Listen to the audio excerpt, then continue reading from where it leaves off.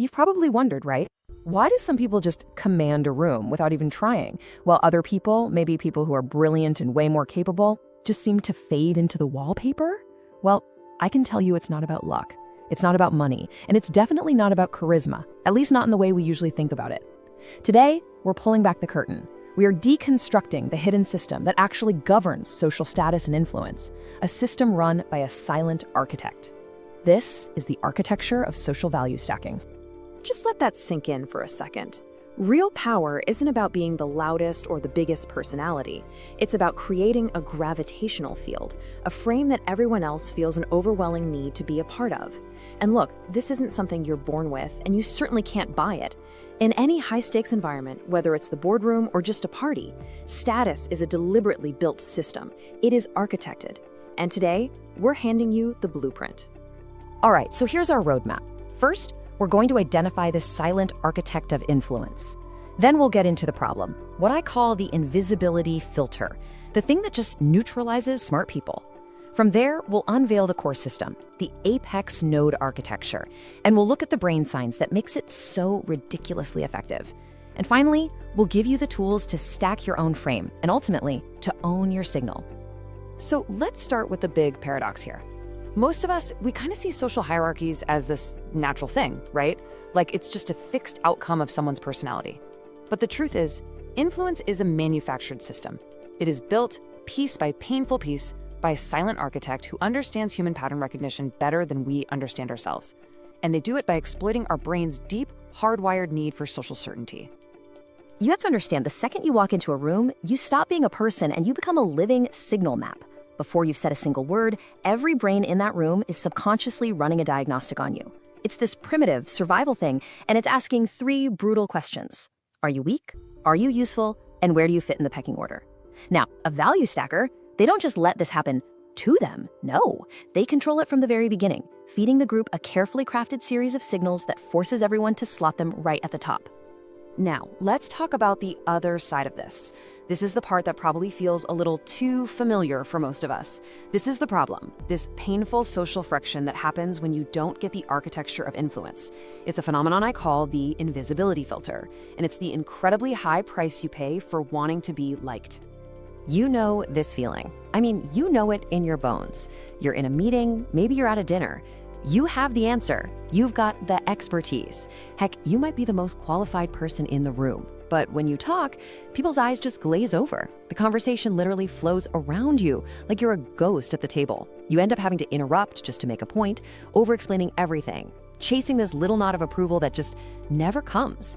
That feeling, that's sudden exclusion, and it is the silent death of your authority. So what is going on here in your brain? Well, your brain has made a subconscious and frankly a fatal trade. You have traded your authority for compliance. See, in this desperate biological need to be accepted, to be liked, you've started looking to the room for approval. And here's the kicker. When you audit them for approval, their brains audit you as low value. This leads to something called status atrophy.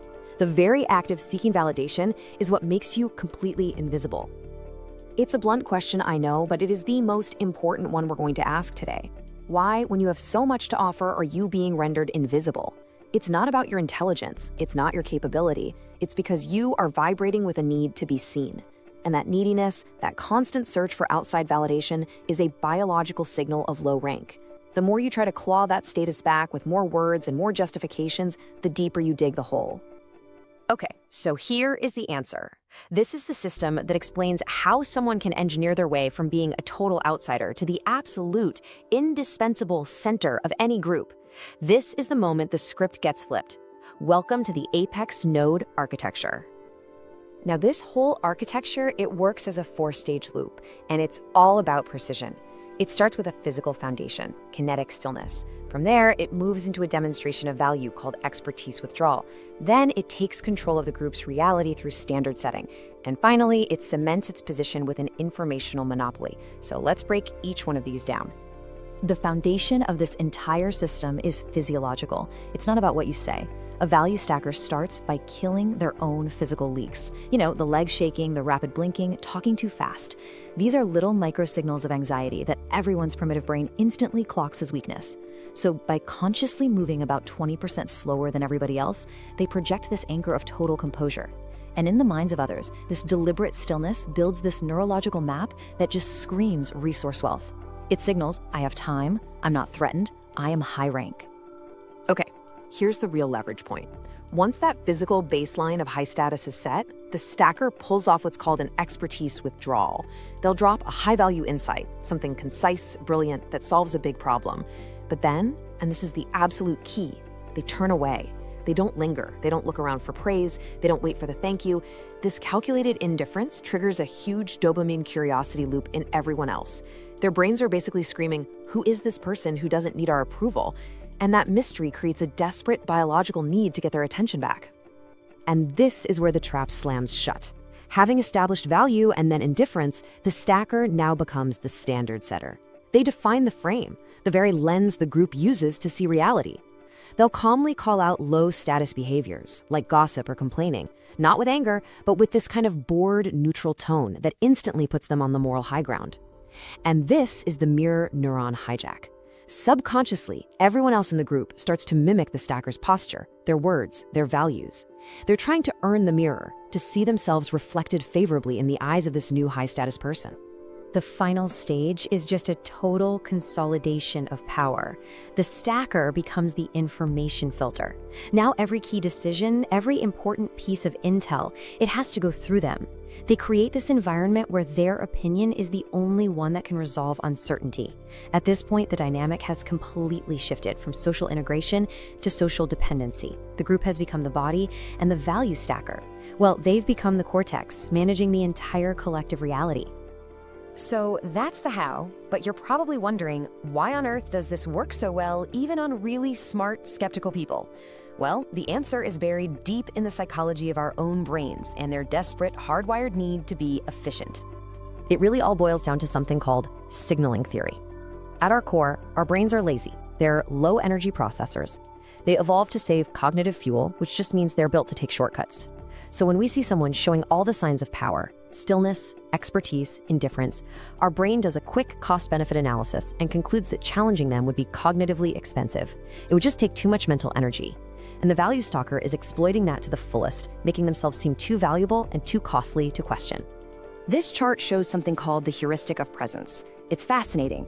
On the left, you've got this hectic, frantic genius. They might have the best ideas, but their energy is chaotic, their signals are weak. Challenging them feels low cost because their lack of composure signals a lack of conviction. But on the right, you have a still, composed authority. They might even be an idiot, but their calmness makes challenging them feel cognitively expensive. And our lazy brains will pick the path of least resistance every single time. And this means we will literally ignore a frantic genius to follow a calm fool. Calmness gets mistaken for competence. So we've diagnosed the system. We understand the psychology. Now it's time for the prescription. How do you defend against this? More importantly, how do you reclaim your own cognitive sovereignty and master this yourself? This section is all about stacking your own frame. Okay, this is the most critical strategic shift you have to make. You must move from being a petitioner, that's someone who's always asking for status, seeking approval, practically begging for attention, to being an anchor. An anchor doesn't ask for gravity, an anchor is gravity. It has its own center of gravity. And that requires a fundamental internal shift in how you broadcast your value to the world. The first tool is an internal one. It's called metacognitive stillness. Every single time you feel that frantic, reactive urge to speak, to fill a silence, to prove your worth, you have to create resistance. Just pause and ask yourself this one incredibly powerful question. If I were 100% the authority in this room, would I need to say this right now? Almost every time, the answer is going to be a hard no. And that simple act of self-calibration, it transforms a reactive urge into a strategic choice. You're raising the cost of your own energy, and in doing so, you're raising your value. Now, the second tool is external. It's actionable. It's the value and withdraw protocol. So when you do speak, provide a clear solution, a key insight. Be incredibly useful. But then, step 2, immediately look for the exit.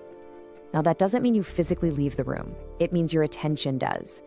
Do not wait for approval. Do not fish for thanks. Move your focus to your next objective. By giving value and then immediately withdrawing your need for validation, you snap the group's approval leash. You prove your certainty is internal, not something they grant to you. Okay, let's bring this all home. We've deconstructed the architecture, we've learned the protocol. Now it's time to internalize the core philosophy, the thing that powers all of this. It is time to own your signal. This right here, this is the fundamental law of social gravity. Power flows to those who are self-contained. When you show through your actions, through your stillness, through your indifference to praise that your life, your mission, your validation, all of it exists outside of the group, you become a scarce, unpredictable resource. The group can't buy your presence with a smile, and that makes them need you more than you need them. True power is not about being the most liked, it's about being the most necessary. And that's the final takeaway. This is the mental weapon I want you to leave with. The game is not won by fighting for rank, by arguing for your position, or by demanding respect. That is a low-status game, and it's played by people who do not understand the rules. The real game is won before it even starts. It's won by meticulously, deliberately stacking the biological signals of value, composure, and authority. Just knowing this system exists collapses its power over you. So stop fighting for rank, stack the signals.